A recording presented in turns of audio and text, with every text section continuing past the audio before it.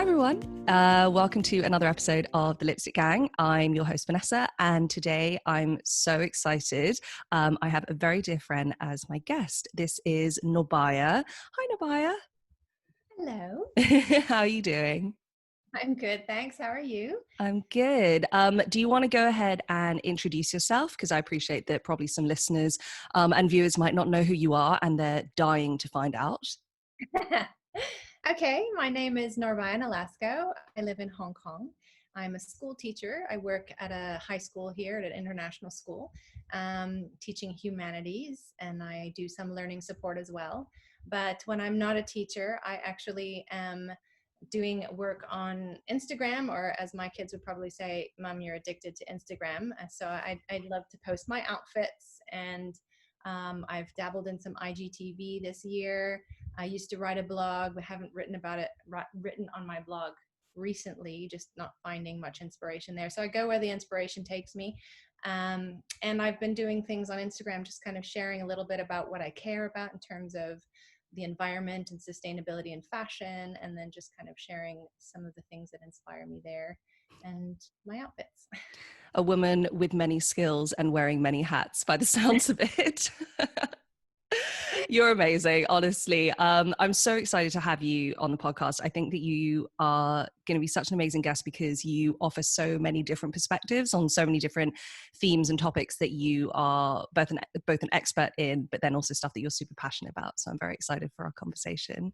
So first off, let's kick it off with, how are you? Life as a educator during these crazy times have been crazy. They're stressful. How have you been? Oh, gosh. This year has been so long. It feels like it's been an eternity. I have begun thinking about early COVID times, mid COVID times, waves, Zoom, no Zoom. It's been an absolute marathon of a year. I I ebb and flow in terms of how I feel, how I'm doing. There's been so many different periods of adjustment to this. And that's just in what I do as a job, let alone kind of managing what's happening with my family, my immediate family, my family abroad, all of those kind of emotional things. But I'm okay. It's crazy now. In Hong Kong, we're back in the classroom, That's good. socially distanced. Yes, absolutely good. And our cases here and the situation here, we're very blessed to feel like it's being managed and it's under control. And with the exception of having to wear masks all the time and having to clean classrooms all the time and having plexiglass separating us and a few other minor things, life feels kind of normal in the teaching world. It's so amazing. I think the time that I was on Zoom for the second semester last year and the beginning of the school year this year really makes me appreciate, and I know I always did. I love teaching. This is the job for me because I love being in the classroom. But it made me appreciate even more the vibe that you have in a class when you've got kids sitting there with you, and just the energy.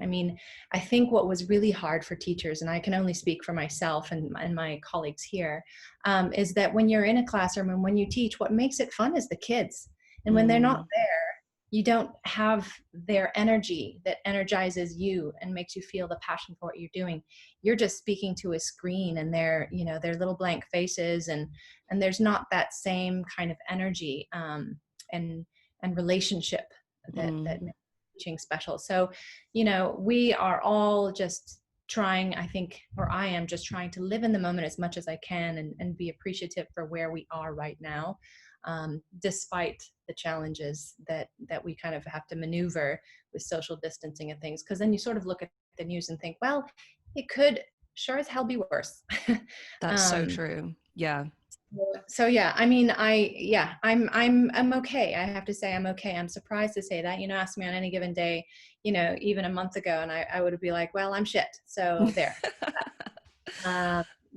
I have experienced highs and lows this year like I haven't ever really experienced before.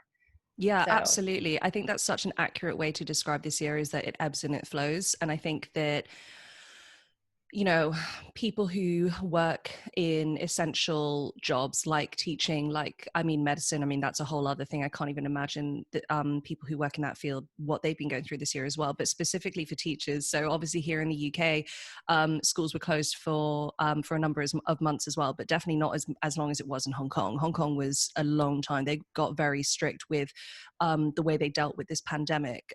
Whereas over here, obviously schools opened a lot sooner. But even the few months of home teaching, obviously we had our kids obviously with joint custody. They came over, and dipping your toe into homeschooling, I have a newfound, I mean, the respect was always there, but a newfound true respect for teachers and what you guys do. Dealing with two little ones at home is something that I can't even imagine on the scale of an entire classroom. But I think that's exactly what you said. It's like, it is a passion and a profession that you go into because you love it and because you do see the impact that you make with kids. So what's interesting is you went into this profession because you kind of grew up around a very strong role model. Do you want to tell us a little bit about being a teacher's daughter and going down this same route? yeah, absolutely. Um, I am a teacher's kid. Teaching is, I mean, if you said you had a family business to pick up and carry on, teaching is my family business. My mom and dad both are teachers. And though they're both retired, I still say they are teachers because teaching is something that you are. It's not a profession. You just are a teacher. And so I grew up in that community with other teacher kids. And we're a unique bunch as well, I think, because we were blessed to be able to go to a really good international school because our parents were teachers there, not because we probably would have been able to afford it. And then my kids are in the same position as well, right? They're one of the best things about being a teacher here where I am is that they get to come to school at the school. But yeah, I mean, growing up around teachers and seeing the real life of a teacher and how much they give of themselves outside of the classroom, with coaching and grading and preparing lessons and just thinking about kids. You take a lot of what you have in the classroom and bring it home with you, whether it's actual physical work to do or whether it's just thinking about doing it better or thinking about a kid who might be struggling and how you can try to reach that kid. And so that was how I grew up and what I knew. And I remember a moment when I was in high school, when I was a senior in high school, I think, thinking, I don't want to go into teaching because everybody expects me to be a teacher. They just expect that I'm going to do that. I don't know why they expected that. It more than just having parents as teachers, or teachers as parents. And I think it must have been something that people recognized in me that, already at that age I was, I used to like coach or teach dance and other things, but so they just expected me to do that. And I remember having this distinct moment where I'm like, well, I'm not going to do what everybody expects me to do. I'm going to do something else. And I went off to school and declared that I was going to be, early childhood, whatever. But I was like, but it's not teaching. It's just working with kids. I know I want to work with kids. And I stumbled around for probably the first year and a half. I even declared a major as like speech pathology for a little while. And I think I took one, maybe two classes. And I was like, fuck no, that's not me. Why am I denying what I really want to do? I want to be an English teacher. That's what I love. I love to write. I love to read. And I love to talk to people about what they read and write. And so then it was just like, I'm fooling myself. Stop being stubborn. Just admit it. And then it knew it was the right thing for me. And so, yeah, that's that. And it is always. And I actually am really fortunate to not only, my dad was my teacher my last year of school. He's a history teacher and he was the history teacher of a Southeast Asian history course, which was a graduation requirement. So I had to take him. There was no other teacher. There was no getting around it. Worked harder in that class than I have in many other classes. He made me work for my A. Wow, that's a good dad. I mean, not giving you an easy ride. No, absolutely. And then I had the good fortune of actually having my dad as a teacher. And then I had the good fortune of working with my mother. So, when we first came over to Hong Kong, she was teaching in the department where I still teach. And not only did we work in the same department, but we actually team taught classes together, and co-taught courses together. And I really I look at that time as being, funny to say, foundational in kind of who I am as a teacher, because not Mm. only did I learn from her when I was a kid, but I learned from her as a fellow teacher. So I really feel very, very lucky that I had those opportunities. And actually this year I'm teaching my son. So Wow. yeah, Michael is in my class, and it was funny because a kid said today, "Well, is that even allowed?" I'm like, "Well, of course it's allowed." Like I'm not going to be I any can, easier on him. If anything, I'll probably be harder. I know that to be true, because, and I remember just looking at an assessment of his, and I kind of, in my head thought what I would give him, and then I had my colleague look over it, and she actually gave him a higher grade, and I said, "Yep, it happens." So, That is so yeah, you get. true. Sorry, I was going to say that's so true that we are more critical, I guess, on ourselves. And I guess children are the ultimate extension of ourselves. So you, as a parent, you pick up all those little things that might kind of bug you a little bit. And then it's actually holding up a mirror to yourself and being like, actually, they've learned that from somewhere, or they're emulating it from somewhere, or they've inherited it from somewhere. And maybe it's like a good reason to take a look at yourself as well. Oh, absolutely. Like I know for a fact, when I think about how I parent my kids and the expectations that we hold them to, pretty high expectations, because you do absolutely know that they are little extensions of you, and what you say and do in the world is a reflection of me and how I've taught you. Mm. So yes. Well, let's dive a little deeper into that. So obviously, you are a mum as well. You're a mum to three kids. You're in a very different time of parenting than, say, a number of us in our girl group, because your kids are much older. They're all teenagers now, right? They're all Oh, teenagers. Yeah. yes. So I guess my first question would be, what is it like being a parent to teenagers?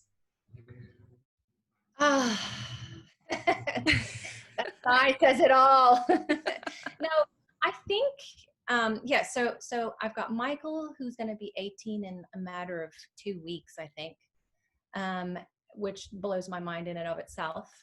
Ella is 14, and then Callie is 11. She may as well be a teenager. Preteen's worse than teenager.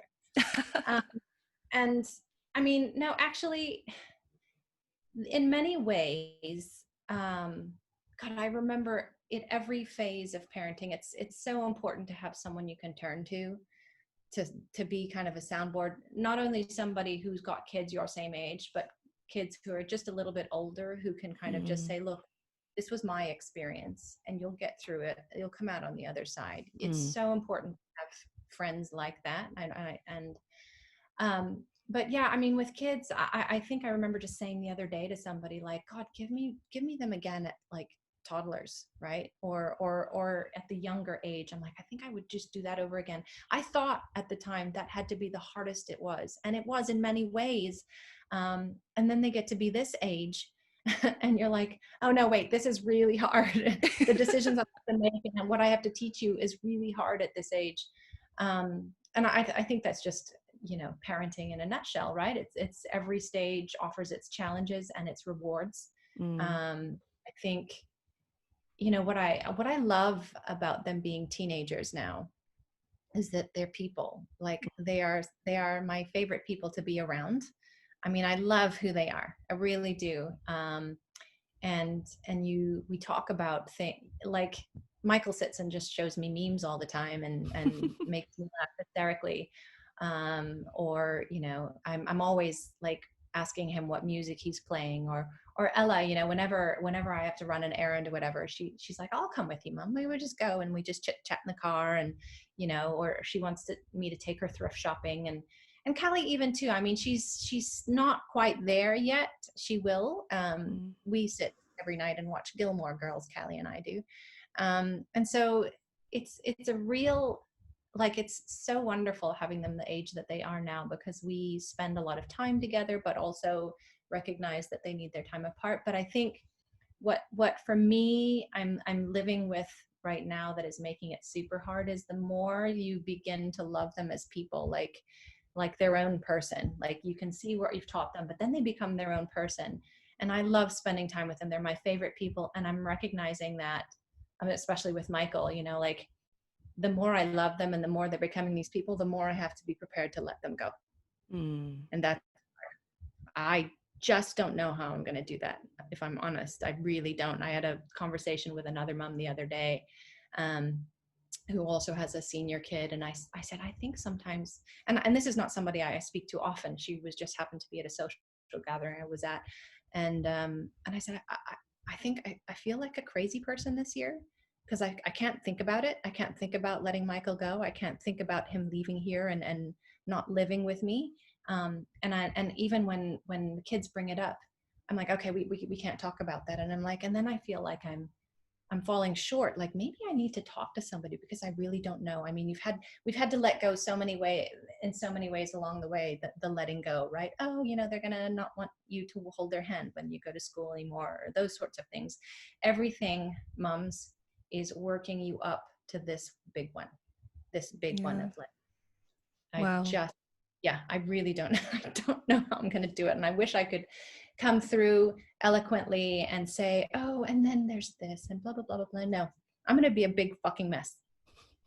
I Yeah, am. I mean, yeah, I can't even imagine what that must be like, which is so strange because I guess time moves in you perceive time in very different ways. And so for me, in spite of the fact that I'm in my 30s, I still remember the joy and excitement that I had when I went to boarding school. So I went to boarding school when I was 16, which for a lot of people is who kind of grow up in that sort of environment, I guess, or knew they were always going to go through that schooling system, is a lot older.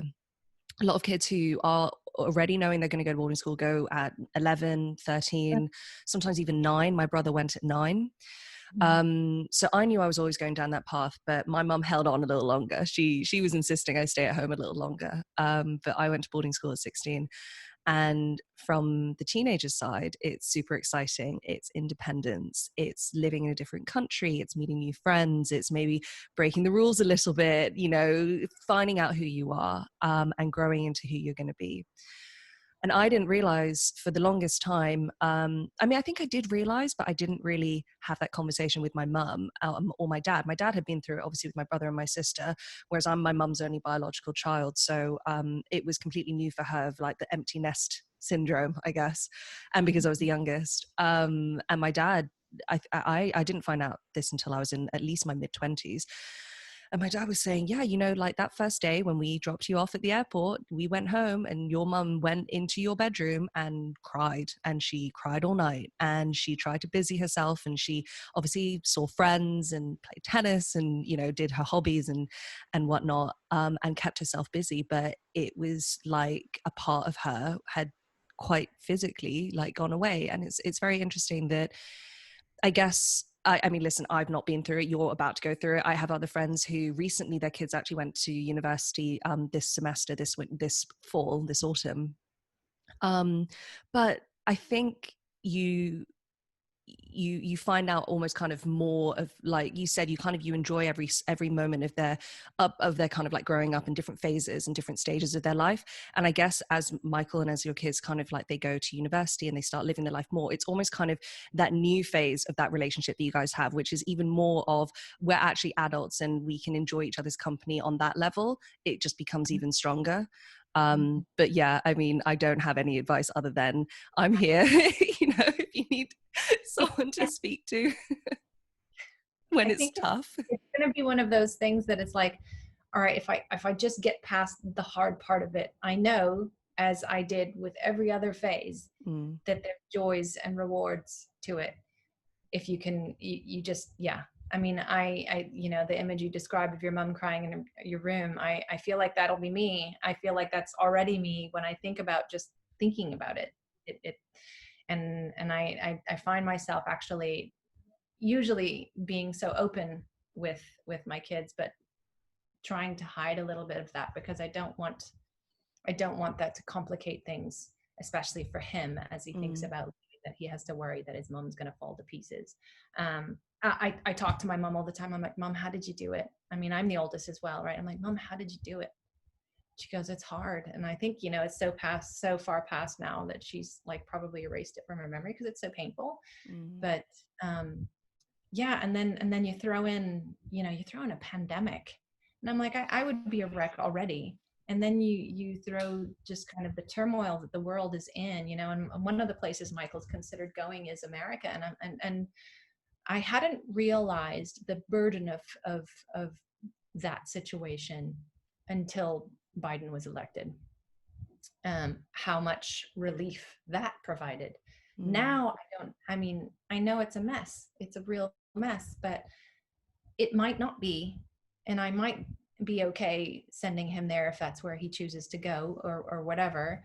Now that moment has passed, I hadn't realized just how much that was weighing on me until the moment that we learned that Trump will be out of there.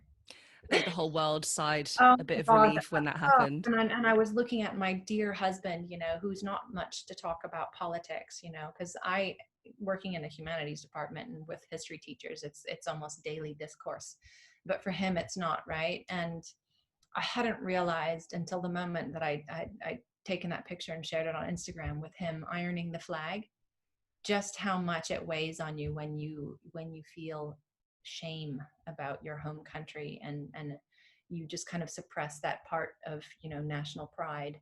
And I hadn't realized how much of a toll that had taken on him. I don't think he realized how much of a toll that had taken on him until the moment where he's like, I'm going to take the flag out, we're going to celebrate this new moment, and here he is ironing the flag. And I thought, oh my god, what a moment that is.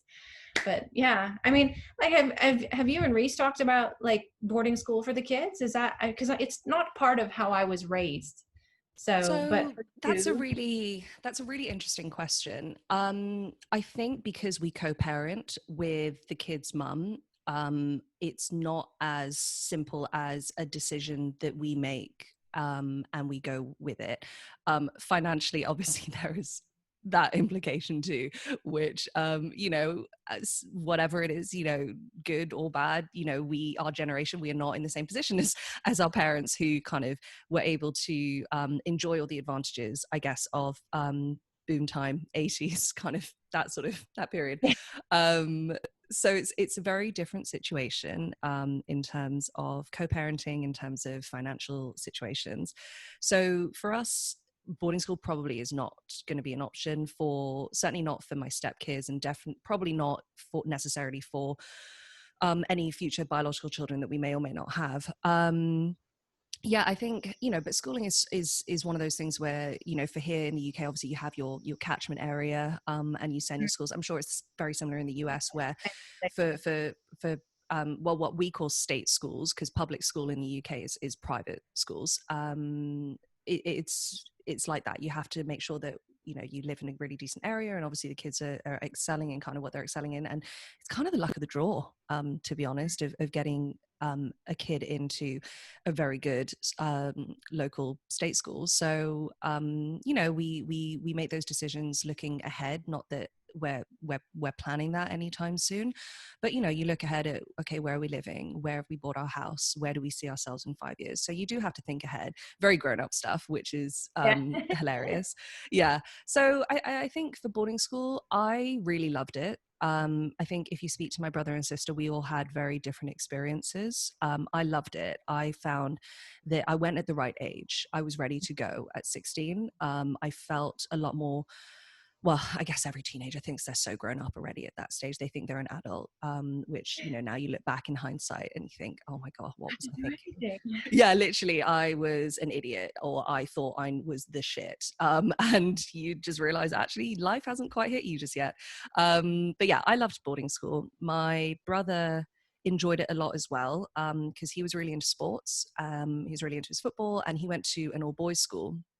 But he went at 9. So he went to prep school first, and then he went to boarding school at 11. And then my sister, she went at 11. So they actually went the same year, because there's 2 years between them. So they went off at the same time. She was 11. She went to an all-girls school and she hated it. She thought it was a prison. She hated it. She had every stereotype that you think of when you think of like an Enid Blyton book talking about boarding school. Yeah, she absolutely hated it. Whereas for me, I was really into sports. I was really into drama. I was really into a lot of extracurricular stuff. I've always been someone that likes doing a lot of different things. So for me, boarding school was an opportunity that gave me the opportunity to delve into all these different things, where my school in Hong Kong at the time just did not have the space, and then also didn't have the faculty to be able to provide those sorts of things. So if you wanted to do that, you pay for it because it's Hong Kong. So yeah, we had very different experiences with it. So I think that's why for me, the idea of boarding school is not that foreign. It's actually really pleasant. It's a nice memory to have. I always think of it as like two of the best years I ever had in my education. I enjoyed it a lot more than university. But I think that's because I enjoyed boarding school so much that uni for me was a bit of it. I guess I had the university experience of that independence, moving away, being self-sufficient, self-reliant. I kind of had a bit of a taste of that when I was 16 going to boarding school, and you were treated like a kind of young adult at my boarding school. So yeah, I don't know about boarding school for our kids. I would say probably not. Mm. But that's more circumstantial as opposed to having a stance on it or being against it from a personal Yeah, perspective. I just wondered because that was one thing when we moved here to Hong Kong. I was surprised to learn how many people did send their kids to boarding school. Yeah, well, so the thing is, the reason, and that was one of the reasons why I went, you have to remember it's paying for international fees for university.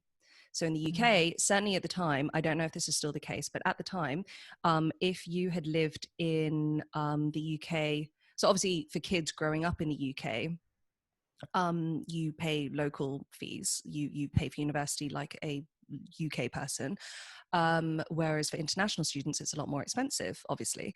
So my parents were concerned that if I had stayed in Hong Kong all the way up through my year 13, my last year, my upper sixth year, and done my IB or my A levels, that they might have a bit of a more difficult ride of kind of like of getting to home status is what we called it. Yeah, so they said, you know what, let's just send her to boarding school. She wants to go. They had that discussion with me. It wasn't like that decision was sort of placed on me. It was very much a decision that we made together. I picked the schools that I wanted to apply for. I organized the visits. I organized my own entrance exams. Like, it was very much like, okay, Vanessa, you're responsible now because these are the 2 years you're going to be living there. You're the one that's going to have this experience, so you have to have a say in it as well, which I really appreciated from them. And yeah, and it did give me home status. That being said, would I have probably gotten it anyway because my dad is British? I am a British citizen. I probably would have gotten home status and had to pay home fees anyway, if I'd stayed in Hong Kong. But they were just saying, you know what, it's an experience that she seems to be really up for it. She's very Yeah, excited. She's very engaged with it, with the idea. So why not? yeah, Yeah, I can't fault them for it. I loved it. Honestly, it was like the best 2 years. yeah. I suppose, I mean, thinking about my own kids and their educational experiences coming through. Just had conferences for Cali today. It's interesting because every child is different. Every child experiences uh, their education differently, and they're so different in their approach to things, and three very different people. So yeah, I guess you just know, right? Like, Definitely. up for it seems like the right thing to do. No, for sure. I completely agree with you. You have to take each individual as they are, and certainly for kids as well, because, like you said, their perspectives, their experiences, their relationships with friends and peers, like it's so different. But that's an interesting point that reminds me of something I wanted to ask you. So obviously so Michael is your eldest, and then you have Ella and Callie, and you have two girls. What do you find the biggest differences in raising sort of like a teenage boy and teenage girls? What are some of the biggest differences that you see? Um,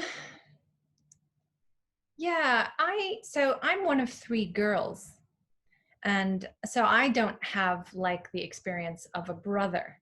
So becoming a mother of a boy was entirely new, very exciting because, being Chinese, it was like, yes, we had a boy.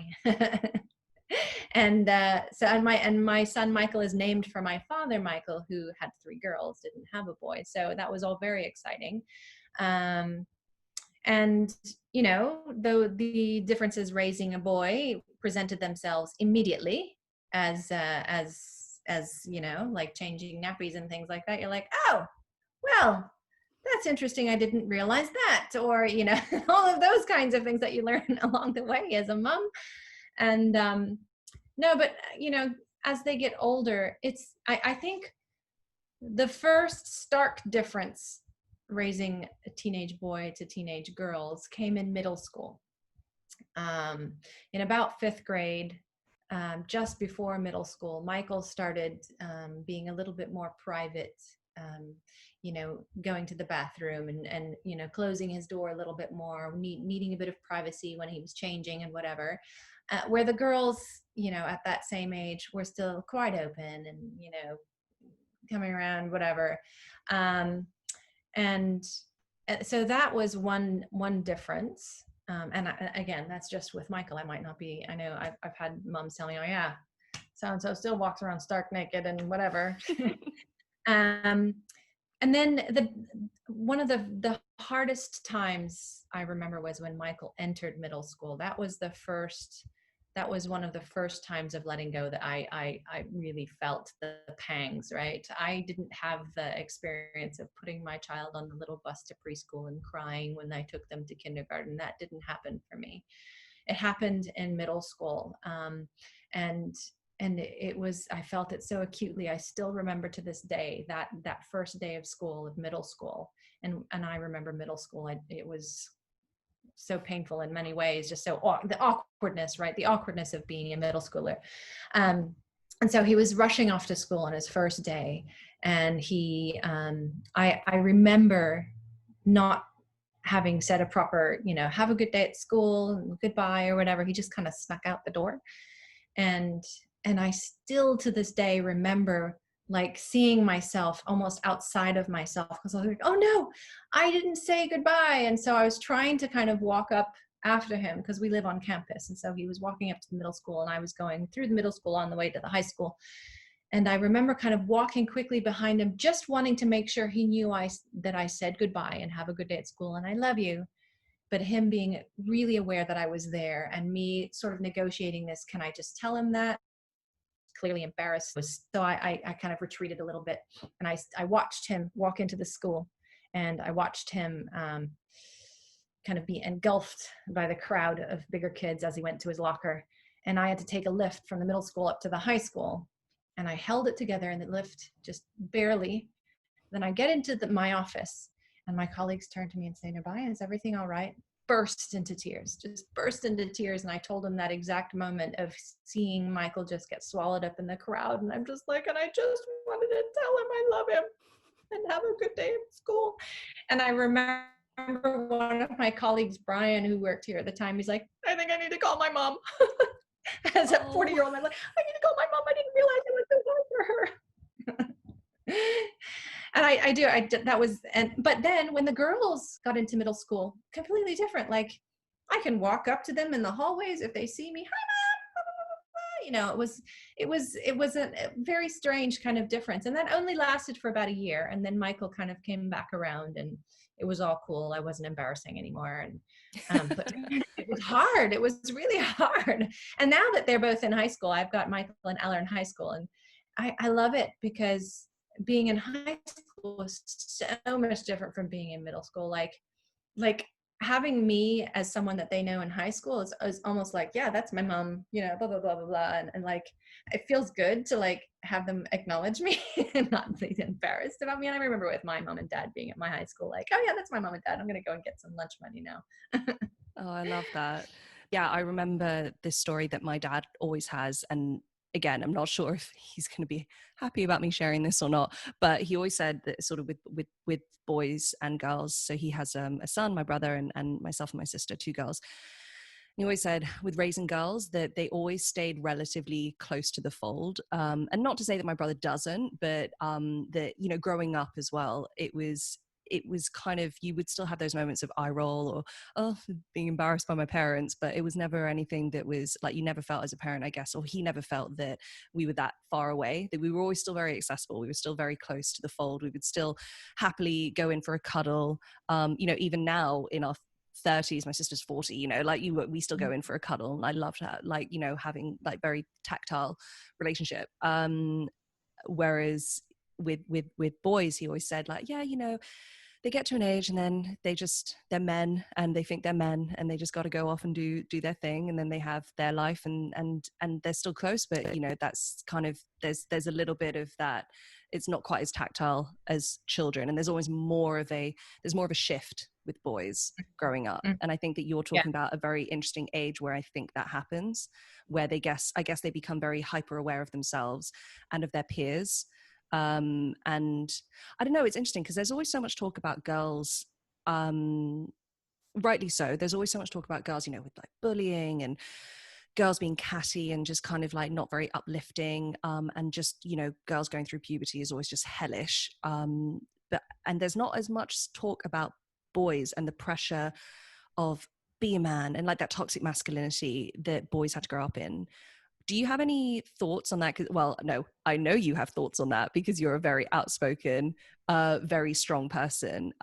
So I guess my question is, raising a son in a world where we're trying to rid it of toxic masculinity, what tips do you have of raising a boy in a world where he can just be himself? He's had to work hard to be himself.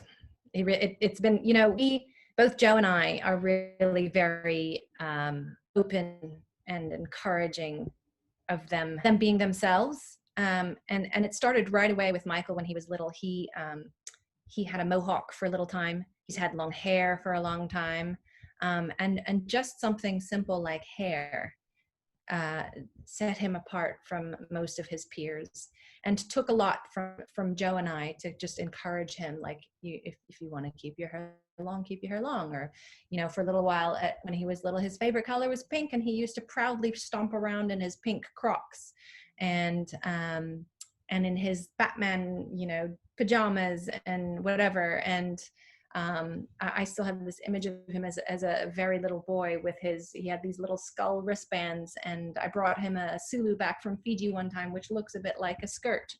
And he would proudly wear all of these things, and we encouraged him to do that. But you're met right away against other parents and other kids who would look at him and just already say things. And it was a lot of, I was very much a mother bear, just kind of, ready to pounce and kind of defend as I needed to. I remember one time there was a kid in the park who was like, pink's only for girls. I said, why should girls only get to wear pink? It's fun. And, it helped to have a dad like Joe, whose one of his favorite shirts was a hot pink shirt. And so, I think the example's always been set. Joe is admittedly a very emotional, he cries in movies and things like that. And he won't be embarrassed that I'm saying that. He admits that he's an emotional person. And I think it helps to have that modeled for you, both for the girls and for Michael, to see that, you can be vulnerable and you don't have to. And it's so funny because while I say that, Joe is just about one of the most masculine people I know. He's just kind of a, there is, I don't want to say macho because, that has sort of negative connotations, but he's a dude. He's such a dude. Like Akiko has said to me, like, oh my gosh, because we sometimes dog sit Pepper. And he when Pepper comes over suddenly, and the first time it happened and Akiko had seen it, he went from being this sort of dude, and then here comes Pepper, like. And Pepper is a dachshund as well. We have to preface this all by saying that Pepper is an adorable, gorgeous little dachshund. Not the most stereotypically manly man's dog, I guess we could say. No. She's a little lap dog, and she gets spoiled rotten by Joe when she comes here. So, just as an example, right? He has such a sensitive side to him. And so the kids have always grown up around both of us being very demonstrative in our affection and in our emotions. And and so yeah, but it's been hard. But both for the girls and for Michael, so we've always just encouraged him, if you want to wear this, wear this. If one time I remember as a little kid, he wanted to earn fairy wings. And so, living in Stanley that time we did, whatever it was that he'd earned, we went down and picked out his own fairy wings, which he proudly wore to the park with his Batman pajamas and his skull wristbands. And there you go. And hot pink Crocs. I mean, he was a sight, but he was his own person, has always been his own person. They all have always been their own people, but not without work. You get the comments like when he did have a mohawk. I remember a mom at the bus saying, "Oh, did he choose to have a mohawk?" And I'm like, "Well, what are you thinking? I'm making my kid have a mohawk because it's cool and I want my kid to look cool? Of course he chose it." What do his grandparents think about that? And I'm like, well, they love it because that's who he is. So yeah, I mean, and toxic masculinity is a bunch of crap. I mean, it's just, I'm not going to go and shame anybody, but yeah, it just, accepting someone for who they are. And if that means, Michael actually, to switch gears entirely, because that's how my brain works, is he will be one of the greatest allies for females because he's grown up with sisters and he's grown up with a mother who's outspoken about that. And he, in fact, it's interesting as I see them now, he will often call on his sisters to act in certain ways that are, speak up for yourself, you can't do this, and that sort of stuff. So, that makes me very proud when I hear that.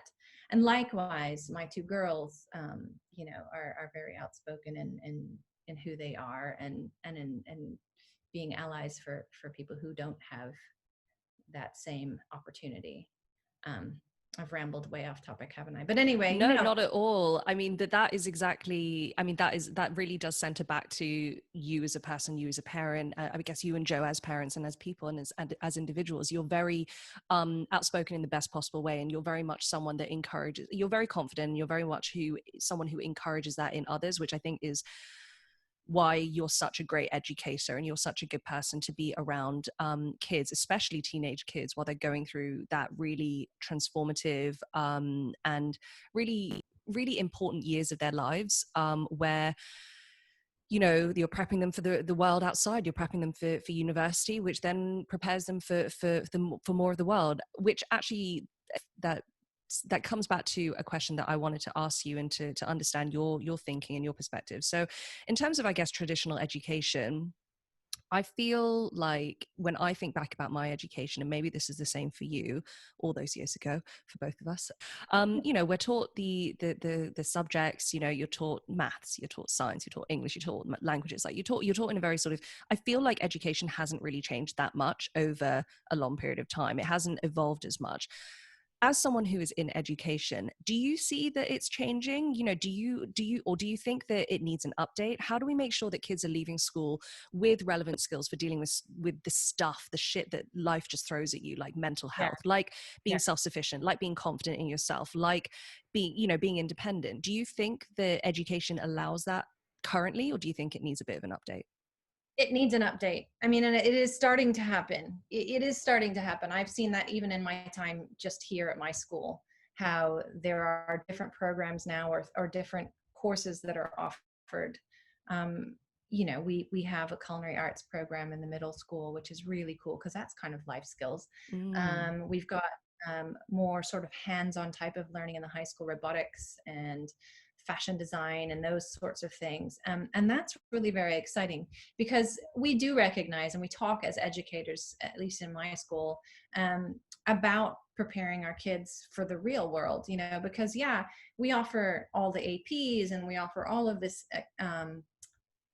learning at the high level, but then you get them out there and they, do you know how to change a light bulb and, like pay your bills and stuff like that? And I think we are yet to come a long way in shifting the perspective of the value of learning those things. I think that's maybe something in the context where we are in Hong Kong, which is a very academically driven environment. I think progress towards that is going to be slower than in other places where maybe like in the UK or the United States or in Australia, where that type of learning and those types of skills and the value of learning them is perhaps emphasized a little bit more. We are one exciting thing that our school has introduced this year, and it kind of came as a result of us being in a Zoom world for so long. We recognized that there was need to put into our schedule a day of rest, like a day that we could step away from being on our screens and from doing that academic learning. And now that we've transitioned back in the building, it's turned into a non-school day, but they still come to school. So they're not doing academics, but they're doing other things that are really more related to wellness and hobbies and things like that. So for example, a kid can go on a hike with a teacher, or sign up for a session and play board games, or I've been doing these upcycling sessions, which has really been fun. And it's a really neat way to see kids in a different light, to see strengths that are not academic strengths, and hobbies and passions that are not academic, and see us kind of move things forward that way. So that's exciting. That's a good shift that I hope kind of sticks, and I hope that other schools kind of begin to embrace that as well. I think what I notice is actually cutting edge of education, when you talk about progressive ideas and things like that, happens more in the primary and secondary level. But once they head to university, we're bound a lot by what universities require kids to come out with, like this credits of this and blah, blah, blah, blah, which really restricts what we're able to do as a school. And then culturally, I think, that the shift is not yet there, where those other things become valued. Like, I remember when I finished school, I had one friend that was going to take a gap year, and I was like, what even is a gap year? And I learned a little bit about it, and it was not quite well known, and it was thought maybe it was because she couldn't hack it in university or whatever. But now you hear kids talking a fair bit more about gap years, though admittedly I don't think so many kids take gap years, at least from my high school or where I work, except for this year. I mean, this year is different because there are a lot of kids who are thinking they might take gap years. Michael might take a gap year. I have a friend at work, her daughter might take a gap year, because who wants to go and spend exorbitant tuition somewhere, or spend any tuition anywhere, and then have to do it all online? And for many people, it's just like, well, maybe I just want to go off. Michael said, I just maybe want to go off and get a job for a while. I'm like, yeah, sure, that's fine. You learn valuable things there as well. So yeah, I mean, I think it's beginning to happen. The shift is coming. But we fight tradition. We fight those traditional values of what's important and what's valued, and you must do this, and how can you not have a college education, and blah blah blah, but then again, right, like, go for a college education and then you might not be employable when you come out of university. I mean, the world is changing so much. It absolutely is. So I did go to university, however I also did take a gap year, and I am firmly of the belief that university, or traditional, I think you're right, we fight against tradition. And I think the traditional concept of academia and of university, it's not for everyone. It's definitely not for everyone. I went through it, but I didn't enjoy it. And maybe it was partially because I was studying something that I knew that I wasn't going to go into. I studied law, and I just knew that whilst it was very interesting, something I'm very passionate about, and I'm still very passionate about, I knew I wasn't going to be a lawyer. I knew that wasn't the path I was supposed to go down. And then you get stuck in this little cycle because you're thinking, oh my God, I've committed so much financially and time into this. I need to see it through. And I think that that's a good thing, that's what it taught me, was that when you start something, you should finish it.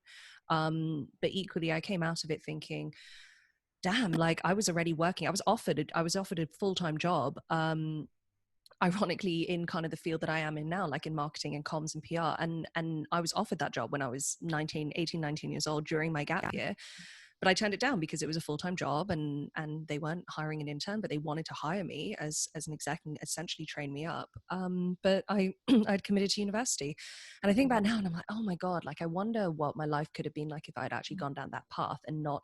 And I don't think university was a waste. It was never a waste, because either which way, you learn skills, you learn things, you learn about yourself, you learn about other people.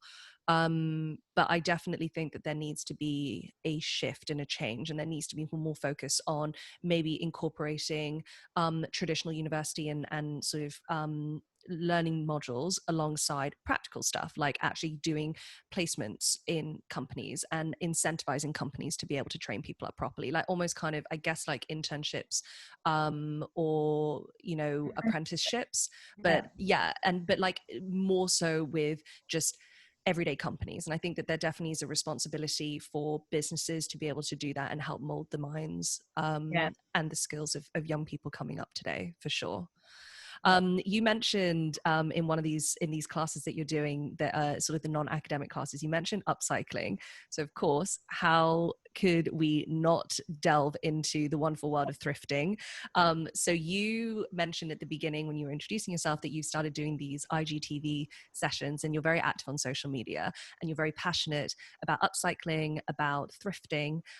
So can you tell me a little bit more about where this passion and where this love of vintage and thrifting came from?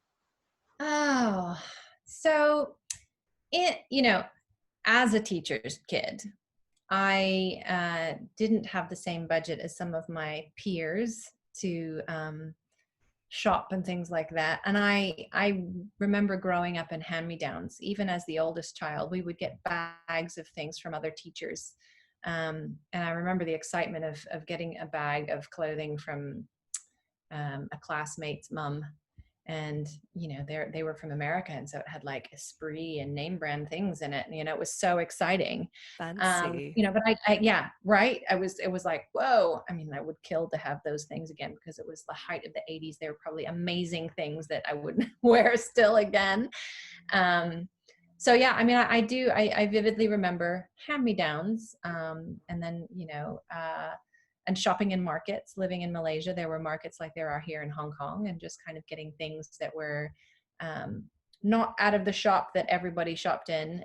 They were just different. And then I remember a store that opened up in Malaysia. It was called the Reject Shop.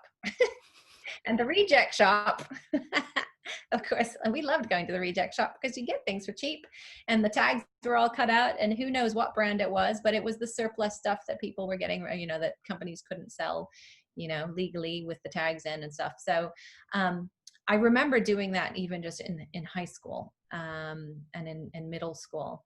And so that was already something of a habit. It might not have been something that I loved. I probably wished that I could afford things in fancier shops, but so be it. When we would go to Australia in the summers and visit family, we'd go op shopping and again go to flea markets and stuff. And so it's just always how you go. And there was something unusual about, or something fun about, not having the same things that everybody else had. Although at the time I didn't appreciate it. I will be honest. Who wants to look different when you're trying to look the same in middle school and high school? But I did. And as I look back on it, I'm glad I did, because, I got to explore being myself. I remember one summer coming back from Australia, and the style back then was, brogues with knee-high socks and cute shorts. And even though I wore a uniform, I brought those things back with me from the flea markets and whatever stores that I found them in Australia, and explored my style that way. And then when I went away to university, as a university student, I stumbled on resale shops at my university town. And the great thing about that was, like, if I had stuff in my closet that I wasn't wearing, I could take it in and sell it, and either buy things from there, the pre-loved things from their shop, or have money for eating out, or buying my alcohol, or getting stuff.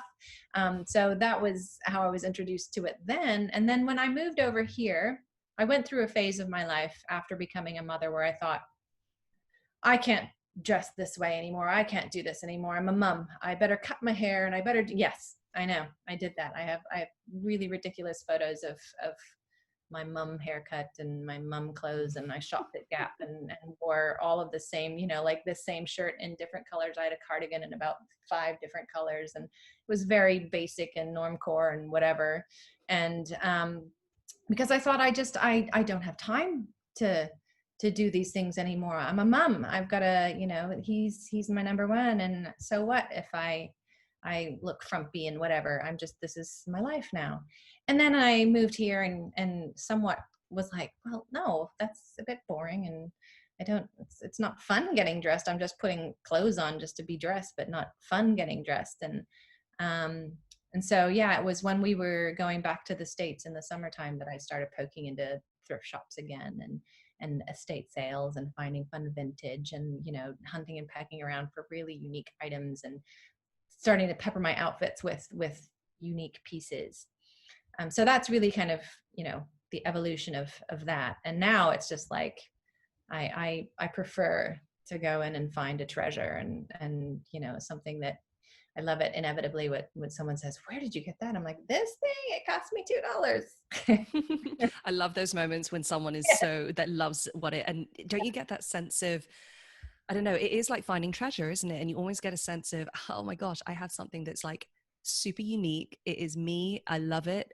But it also has a story. It might belong to someone else, someone that I don't even know what their story is, but I can imagine. I love that. I find it interesting that you're saying that though, when you were in Malaysia and the reject shop, because that is definitely something that Asian culture and secondhand, they've not always had the most positive connotation, right? Because secondhand stuff in Asian culture, it was like, did it belong to someone who died? Do you have bad karma? Are you bringing their karma to your home? Like, it's very traditional. It's very superstitious. Whereas, and I remember growing up in Hong Kong, there wasn't really that much opportunity. Like, there were a couple of secondhand stores, maybe like in the markets. But yeah, like it was very much all about that fast fashion. We're right on the cut. That's basically manufacturing at the time. All the factories for all the fashion stores and all of those kind of accessible fashion were in Hong Kong. It was in Shenzhen. It was in Guangdong. It was, in the southern part of China. Everything was being made there. So that culture was very like perpetuated out through culture in Hong Kong too, from fashion in Hong Kong. Do you think that has changed over time? Do you think that people still feel that way? No, it's definitely changed. I think, one of the things that I do when it's not a pandemic is I co-host these pre-loved sales with Akiko, my friend Akiko. And what's really interesting is the interest from local people coming through. So that, for one, has definitely changed. There's a Facebook group that sells pre-loved, and it's I think its audience is Cantonese. Yeah, I don't know. Yeah. And it's just, because one of the things is we have Redress that's based here in Hong Kong, and Redress is an NGO that it not only hosts a sustainable fashion show, but they do a lot of work educating the public about fast fashion and textile waste and the impacts on the environment, but also offering upcycling workshops, working in schools, things like that. I love what they do. And I think for as long as I've seen, supported what the work that they do, I've definitely seen more and more interest locally with That's designers that, joining that are Hong Kong based or, Asia based and local, and just, so it's shifting. I think, that the superstition is still there. I think like Hula is another of the pre-loved warehouse here, and she has amazing stuff there. And there are, again, local women that are coming through, but of course there's a little bit more prestige with having pre-loved luxury. And the selection process of what she keeps in there maybe kind of mitigates some of the superstition that might exist. If it's designer, it's fine.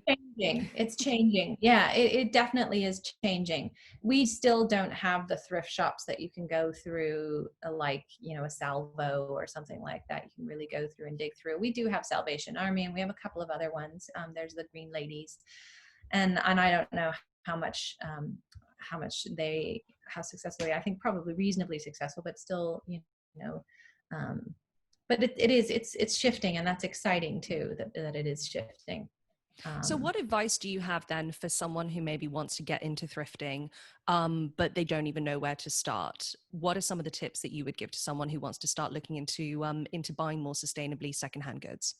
Yeah, so I think you have to, well, here in Hong Kong, it's different, right? Because you don't have the time or the space. Like if you are living, somewhere in the UK or in America or in Australia, where you do have really great op shops and thrift shops and things like that. It is a wholly sensory experience. I mean, you go in and there even is a scent that can be affronting if you're not used to it. And where if you're used to just going to retail and knowing exactly how things are organized and everything's neat in terms of color and size and stuff like that, it's a very, very different experience. But I would just say start small, and decide, oh, maybe I'm just going to go and look through t-shirts. Mm-hmm. And and find, if you're really looking for a graphic tee, don't go to H&M and buy their graphic tees. Go and buy an actual graphic tee from a thrift shop that is not like reproduced, but might be the real thing. And that in itself, you could spend a good hour going through all the t-shirts. So I would just say start small. Yeah, um, I think start small is a really good starting point. One other one that and I don't know if you feel the same way, but I feel like accessories is a really good starting place as well. yeah. Yes, absolutely. Accessories is a great place to start, and that's probably like the thing that I end up accumulating most in thrift shops, because there's so much amazing costume jewelry. But yes, accessories are great. Belts, things that you don't have to worry about trying on and stuff. And even now, I think in thrift shops, most places you can't try on anymore. Mm. Not at the moment, but yeah, definitely start small. And don't overwhelm yourself. I mean, a thrift shop is a really overwhelming experience, and it still is for me, because when we do go back and visit family, I don't like other thrifters are creatures of habit. They know their thrift shop, they have their honey holes, the places that they go that they always find the treasures. And they do that because they know when new merchandise is put out on the floor. They have their roots, like we all do, through the grocery store, of how you go shopping. It's the same with thrifters. But I don't have that, because I don't have like a regular thrift shop I go to. And so it's almost like a new experience every time. I've just got to reorient myself and figure out what's where. I often don't have the same amount of time. I mean, successful thrifters go weekly. Mm. And have just like, I'm gonna go in and have a poke and just see what I find. Nothing this week, or the next week, oh look, jackpot, I've got 2 bags of things. And so yeah, not you have to be prepared to kind of form new habits, I think, if it's something that you're interested in knowing about. But I mean, I with my own kids, they used to love coming to the thrift shop with us, because their money went further and they could find books and games and things like that. And now that they're teenagers, they go in with me and they want to find like clothes, which is also really fun. And I think it's also good, to go in with an idea of what you're looking for. If I want to find a pair of jeans, or I want, to find some sweaters or blazers, and just pick one area to start with, I think would work as well. But yeah, I mean, if you live somewhere nearby and you can go frequently, you learn new habits, and go from there. That's great advice. I think everyone could do with, opening their minds a little bit, opening up their perspectives, and kind of going to a charity shop where, yeah, you're helping a charity and you're finding something that has been pre-loved, and you'll love it again. And it cuts down on carbon, it cuts down on textile waste, and it's a win-win, really. I Yeah. think I love what you're doing. What are some of the things that you started this IGTV where you worked with other Instagrammers, really putting a focus on kind of show me your closet, and like creating looks, I guess, from pre-loved items or what's already in your closet to create a look. What's been some of the highlights of starting that channel? So, what's been really great, and a lot of it has happened in this year when we were all kind of looking for connection, when we were missing human connection, has been just that building community on Instagram, and finding people who then end up becoming just part of your day to day. I look and scroll and see, oh, Elizabeth's wearing this, or Anna's got that on, or this is so and so's outfit, and it makes the world feel smaller when we're all feeling some sense of isolation. So that was where it started, and then also we weren't able to go anywhere. And so, I've just got done telling you thrifting tips and things like that. I also am really aware that I can easily fall into a trap of over-consuming, even over-consuming of secondhand. And that's no good either. And so I've really started this year to harp on about conscious consumption. And that's where the trends in your closet and show me your closet kind of came from. The trends in your closet is really, oh yeah, every season there's trends, things that are trending, people are wanting to wear. But these trends, we all know, especially if you're a vintage shopper, vintage clothing wearer, that things come back around, and so it's remembering to shop your own closet, dig in and find trends or things that could work as trends, adapt them a little bit. They don't have to be exact.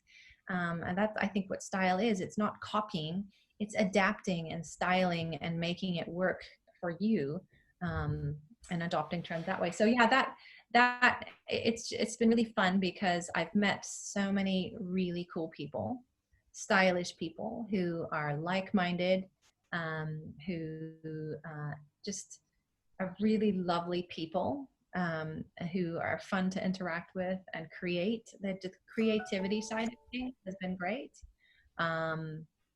Just it's pushed me creatively to kind of go in and think about, rather than adding something new. That's the cop out. That's the easy way, is just to go buy it.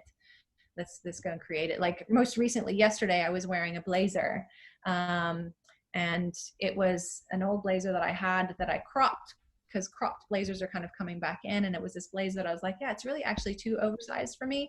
I think it would look good cropped. And then I also wanted to quilt it, because quilting is a real trend for right now. There's a lot of really cool things happening. I didn't have anything. And so rather than go off and find something quilted, I had fabric that I cut into squares and things and pinned on. And I had a student who offered to sew them on for me. And so I have like now this really cool cropped blazer with quilting on it. And I just got all of that out of my own wardrobe without having to buy it new. That's really great. I saw that on your Instagram as well. I think that's such a great little video. That's a really easy way to create something new. Like you said, you're embracing that creativity and creating something new out of something that you already have. And it's challenging people to kind of think beyond the oh, I need this, I'll just buy it, which I think is a really, really great message, that you are doing in a really visual way, in a really inspiring and creative way as well. It definitely makes me miss my sewing machine, and miss the fabric markets and the haberdasheries back in Hong Kong. I need to try and find some here in the UK that are a little bit closer to me. But I love that, and I love what you're doing. I absolutely love your IGTV videos. We'll definitely link to your Instagram channel at the end of the show. I guess I only really have two final questions. So one of them, which I think you've touched on a little bit, but I'd be really interested for you to kind of almost put it into a nice soundbite, for lack of a better term.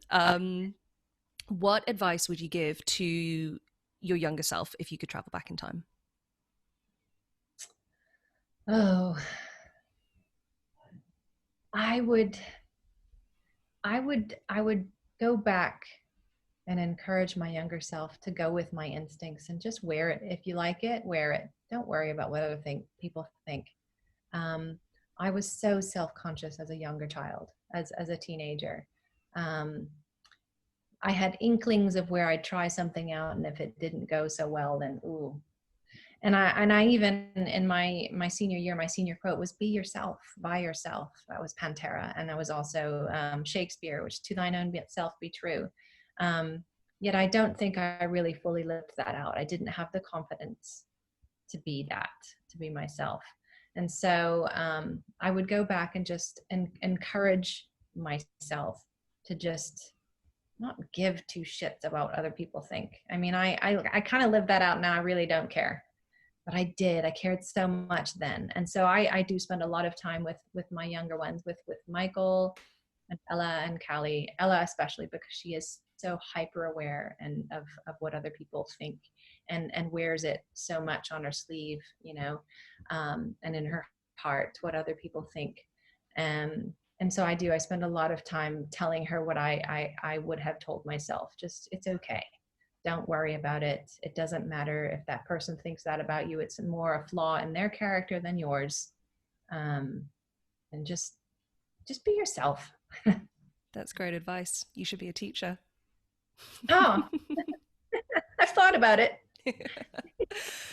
I think that's beautiful. I think that is something that we so often say. It rolls off the tongue really easily, right? Because that, you know, it is about empowerment. It is, you know, we see it on social media, we see it on quotes and social posts all the time, and we're hyper aware of that rhetoric, but so often do we forget to live it as well. And I think it's a very easy thing to say, and the challenge is to really live it fully. And I think that comes with age, and I think that comes with experience as well, where you learn to just kind of not give a shit anymore, and just know that if you're happy and the people around you are happy and you're living your truth, then that's all that really matters ultimately. I think that's really beautiful advice.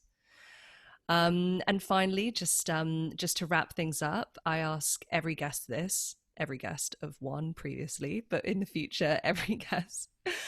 We are the Lipstick Gang after all, and you are in our little lipstick gang. What is your favorite lip color? I am a red girl. I love my reds. And I have to say, I started with, I don't know if this is still my favorite, but I started with MAC's Ruby Woo. Love the Ruby Woo. It's just like that solid blue undertone red that I used to wear all the time. I don't so much anymore, because actually I wear more of Natasha Moore's stuff now. Another girl in our gang, another girl in our friendship group. So I started with Ruby Woo. It's still there. I still have tubes of it in my vanity, but I would say my everyday red comes from her collection, and it's Storm. Love that. And is that what you're wearing right now? Actually, no, this is Conquer. It's another one of hers that's slightly deeper. Love but, it. You never have too many reds. Definitely. I completely agree. I think red is one of those lip colors that it's just instant attitude and confidence. Wear the red lipstick during the day. It's not just for night. Absolutely. I think that's fantastic advice. That's amazing. I don't have any other questions for you. I mean, thank you so much for this conversation. I mean, again, I hyperbolize a lot, or people might think it's hyperbole. I love you. I love our friendship group. I love the women that we have in our group. I think this whole endeavor, this whole project is this metaphorical love letter I have to you all. But you, especially, you have always taught me to be myself, to be confident, and you are there as the biggest cheerleader, but also you will fight anyone who dares to try and make us feel anything less than who we should be. Like, I think you're amazing. So thank you so much for your support, and just thank you so much for being a guest today. I love you dearly. I love you too, Vanessa, and I miss you so much. This makes me miss all our friends so much, but thank you so much for doing this, because I think so many people can resonate with the things that we talk about. I hope so. Well, that's the plan anyway. But yeah, thank you so much. And thank you everyone for listening. And Norbyah, if people want to find you on Instagram and get involved in the Show Me Your Closet project, where can they find you? My Instagram is I'm a Norbyah. IMANORBYAH. Wonderful. Well, we'll put a link in the show notes. And